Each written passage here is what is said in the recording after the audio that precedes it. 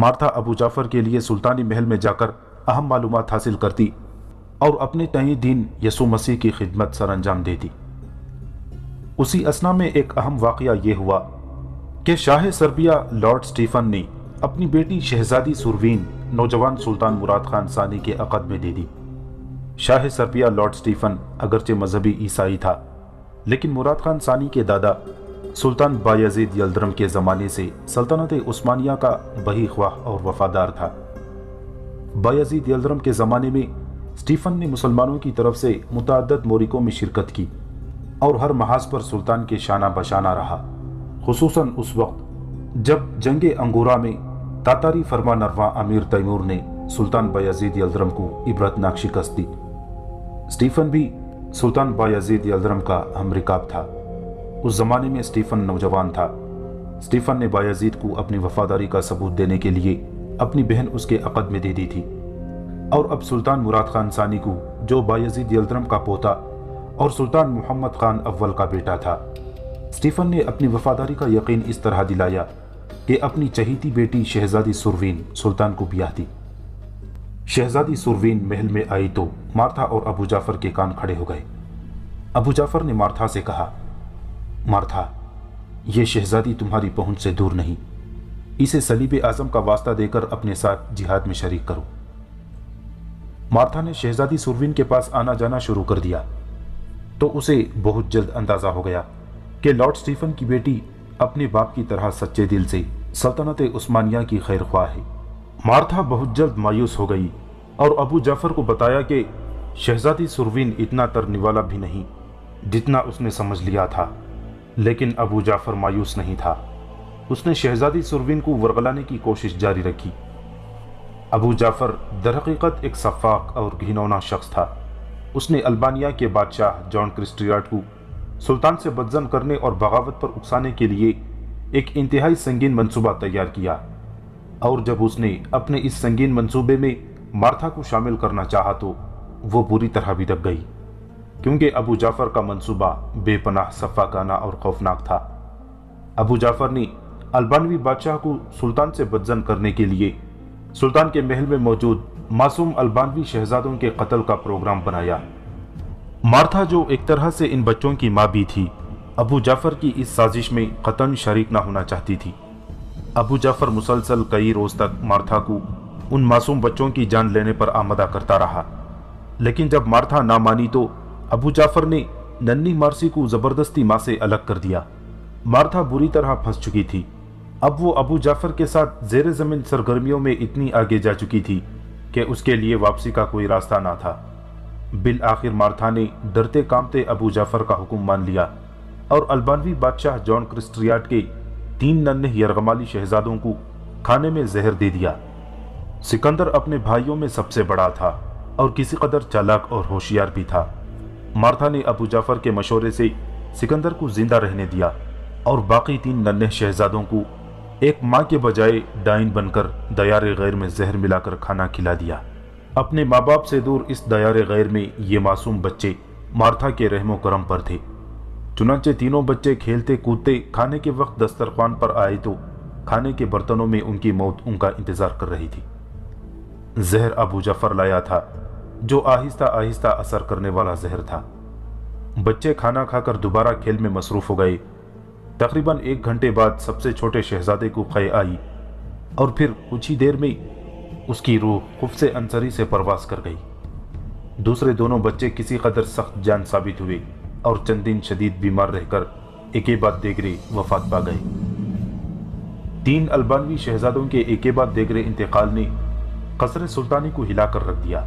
سلطان مراد خان ثانی نے فوری طور پر دربار لگایا اور حاضرین دربار کے سامنے تازہ ترین صورتحال رکھی۔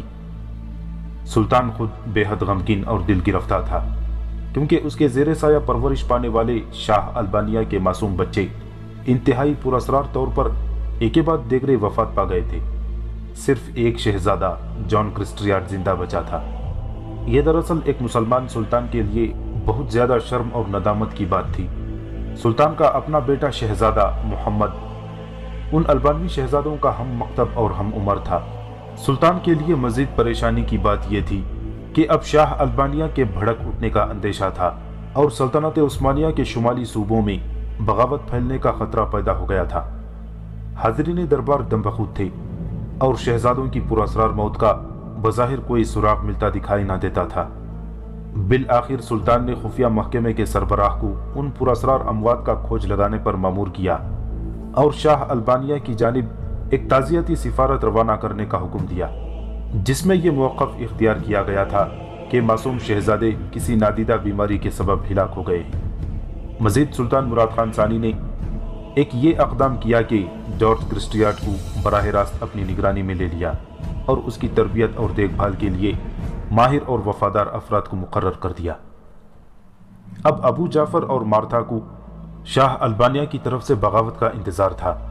ابو جعفر نے معصوم شہزادوں کے گھناؤنے قتل کے بعد قیصر قسطنطنیہ کو اپنی رپورٹ میں لکھا: شہنشاہ معظم محافظ مسیحیت جناب قیصر قسطنطنیہ، میں نے 3 عیسائی بچوں کے پاکیزہ خون سے سلطان مراد خان کے لیے عذاب مسلسل کا نوشتہ لکھ دیا ہے۔ میں نے سلطنت عثمانیہ کی البانوی سرحدوں میں بغاوت کا بارود بھر دیا ہے۔ سلطان نے ہماری توقع کے مطابق چوتھے شہزادے کو اپنی خاص تحویل میں لے لیا ہے۔ اب میں چوتھے شہزادے جان کرسٹیارٹ کی دین مسیح کے مطابق ذہنی تربیت کروں گا۔ بہت جلد میں اس سلطان کے گھر میں اس کا ایک طاقتور دشمن پیدا کر لوں گا، قیصر کا خیر اندیش ڈیمونون۔ اب ابو جعفر نے مارتھا کو یہ ذمہ داری سونپی کہ وہ شہزادہ جارج کو سلطان کے خلاف پوری طرح بھڑکائے۔ تہرے قتل جیسا سنگین جرم سر انجام دینے کے بعد مارتھا سر سے پاؤں تک ابو جعفر کی گرفت میں آ چکی تھی۔ اس کے لیے ابو جعفر کی بات ماننے کی سوا کوئی راستہ نہ تھا۔ چنانچہ مارتھا نے چپ چاپ وہی کچھ کرنا شروع کر دیا جس کا حکم قیصر کا شاطر جاسوس ابو جعفر یعنی ڈیمونان اسے دیتا۔ مارتھا نے شہزادہ جارج کو یہ کہہ کر انتقام پر اکسایا کہ اس کے معصوم بھائیوں کو سلطان مراد خان ثانی نے زہر دے کر مروایا ہے۔ جارج 10-11 سال کا لڑکا تھا، اپنے بے یار و مددگار بھائیوں کی موت سے سخت دل گرفتہ تھا۔ اسے مارتھا نے سلطان کے خلاف بھڑکایا اور اس کے تن بدن میں انتقام کی آگ دوڑنے لگی۔ اسے ایک کے بعد دیگرے سلطان کے تمام اقدامات ظلم محسوس ہونے لگے۔ اس کی نگاہوں کے سامنے اپنے مفتوح وطن اور مغلوب باپ کا چہرہ گھومنے لگا۔ اسے اپنی قسم پرسی کا وہ وقت بھی یاد آیا جب اس کا باپ اور شفیق ماں اس سے بچھڑ رہے تھے اور وہ صغیر سنی کے عالم میں اپنے بھائیوں سمیت ایک اجنبی دیس کی جانب قیدی کی حیثیت سے روانہ ہو رہا تھا۔ پھر اسے اپنے کمسن بھائی تڑپتے سسکتے اور بوجہ زہر قے کرتے یاد آئے۔ مارتھا نے نوعمر شہزادے کو اپنی چرب زبانی کی منحوس جال میں بری طرح سے جکڑ لیا تھا۔ البانوی شہزادہ جان کرسٹیارٹ براہ راست سلطان کی نگرانی میں تو چلا گیا، لیکن اس کے سینے میں غم و غصے کا ایک جہنم دہک رہا تھا۔ مارتھا نے اسے بھڑکایا، لیکن ساتھ ہی ساتھ اسے فوری اشتعال سے باز رہنے پر آمادہ بھی کیا۔ مارتھا اس سے کہتی: جارج، جلد بازی میں کوئی ایسا کام نہ کر بیٹھنا جس سے تمہارا راز کھل جائے اور تم اپنا انتقام لینے سے محروم رہ جاؤ۔ اب جارج براہ راست شاہی مکتب میں تعلیم و تربیت حاصل کر رہا تھا۔ یہاں اس کی ملاقات شہزادہ محمد سے ہوئی، جو عمر میں جارج سے کافی چھوٹا تھا۔ جارج نے دل میں فیصلہ کیا کہ وہ بڑا ہو کر سلطان مراد خان ثانی کے فرزند شہزادہ محمد کو قتل کر کے اپنے انتقام کی پیاس بجھائے گا۔ جارج کا ناپختہ ذہن انہی خیالات کے ساتھ بتدریج پختہ ہوتا چلا گیا۔ نفرت اور غم و غصے کی کیفیت نے اسے بدمزاج بنا دیا۔ شاہی تربیت نے جارج کی پوشیدہ صلاحیتوں کو 4 چاند لگائے، اور جب وہ جوان ہوا تو ایک ضدی لیکن تجربے کار شہزادے کی حیثیت سے جوان ہوا۔ شاہی مکتب سے فراغت کے بعد اسے ینیچری کی تربیت گاہ میں سپاہیانہ جوہر دکھانے کا موقع ملا۔ بہت جلد اس نے شمشیر زنی اور نیزہ بازی میں بھی کمال حاصل کر لیا۔ یہاں اس کا استاد طاہر بن ہشام تھا۔ ینیچری کی تربیت گاہ جو فی الحقیقت عیسائی قیدیوں کو مسلمان کرنے اور تربیت دینے کے لیے قائم کی گئی تھی، جارج کا ذہن نہ بدل سکی۔ جارج نے سلطان کے کہنے پر ظاہراً اپنا مذہب تو تبدیل کر لیا، لیکن دل میں وہ عیسائی تھا۔ ابو جعفر اور مارتھا نے بھی جارج کو ظاہری طور پر مذہب بدل لینے کا مشورہ دیا۔ جارج نے مذہب تبدیل کر کے اسلام قبول کیا تو سلطان مراد خان بہت خوش ہوا۔ سلطان نے جارج کا اسلامی نام سکندر بیگ رکھا، اور جارج کو اپنا منہ بولا بیٹا بنا لیا۔